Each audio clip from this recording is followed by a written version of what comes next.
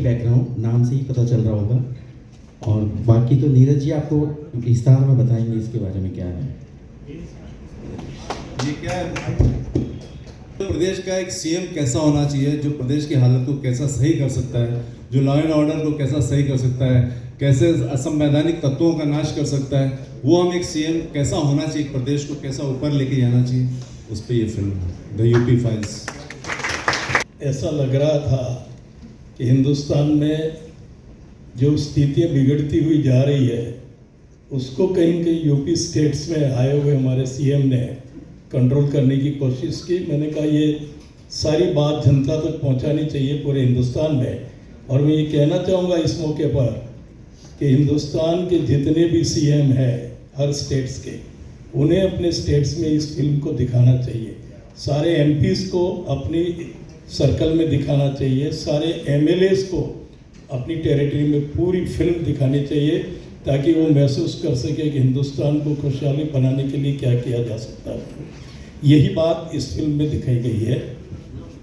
जी ने भी कह दिया है, हमारे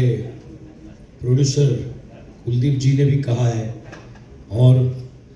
ओमराव जी ने जिस प्रकार से स्पष्टता की उस विषय की। और एक बात मैं ज़रूर कहना चाहूँगा इसमें एडिशनल, कि मैं इसमें मुख्य किरदार जो है सीएम का वो निभा रहा हूँ, और एक प्रदेश का मुखिया साफ सुथरा हो, कानून व्यवस्था हो या व्यवस्था का धर्म हो, वो निभाना जो जानता है, और जानपद यानी कि जो लोग हैं, नागरिक हैं उस प्रदेश के, उनकी सुखों की व्यवस्था करना, कानून व्यवस्था को बराबर बरकरार रखना, और जिस प्रकार से जो गुंडागिरी है या माफियागिरी है किसी भी प्रकार की, उसका निर्मूलन किस प्रकार से करना है, और नागरिक कैसे सुख शांति से रह सकते हैं, इसकी व्यवस्था एक ऐसे प्रदेश में आता है कि जहां राज्यकर्ताओं ने क्या क्या धमाल मचाई है, और कैसे अपनी अपनी सिर्फ स्वार्थ के लिए ही वहां बैठे थे, और कैसा राज्य उन्होंने कर दिया, और उसके बाद एक व्यक्ति जब वहां आता है तो कैसे सुचारू रूप से व्यवस्थापन होता है, इसका ये जीता जागता मूर्तिमंत उदाहरण है। और सारे उसमें इंसिडेंट्स है, और इसी के लिए इसका नाम द यूपी फाइल्स ऐसा रखा है। में मैं हूँ, इसलिए मैं आभार प्रकट करता हूँ ओसवाल फिल्म्स का, नीरज सहाय जी हमारे निर्देशक, हमारे लेखक स्टालिन गिल, और सारे कुलदीप जी, और मेरे सारे साथी कलाकार। यहाँ जो जितने भी कलाकार बैठे हैं ना, वो एक्टर्स हैं, और मेरे हिसाब से एक्टर्स ये स्टार है,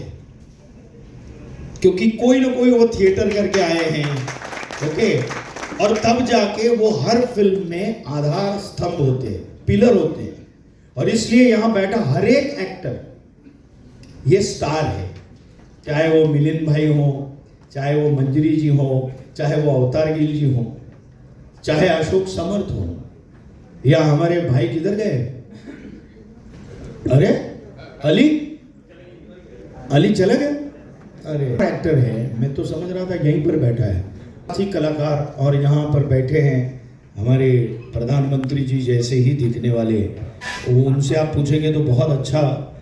वक्तव्य भी देते हैं। तो ये सभी लोग स्टार हैं, और सभी ने अपना काम इतना ज़बरदस्त किया हुआ है, जो आपको टीज़र से भी पता चल जाएगा। और एक ऐसी बात को वाचा देने का काम ये फिल्म कर रही है कि जो हर कोई भारत का नागरिक है वो उसे देखना चाहेगा ही।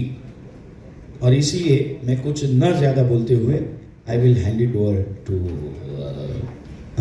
ये बोलने के लिए, लेकिन मैं समझता हूँ कि ये फिल्म बनना,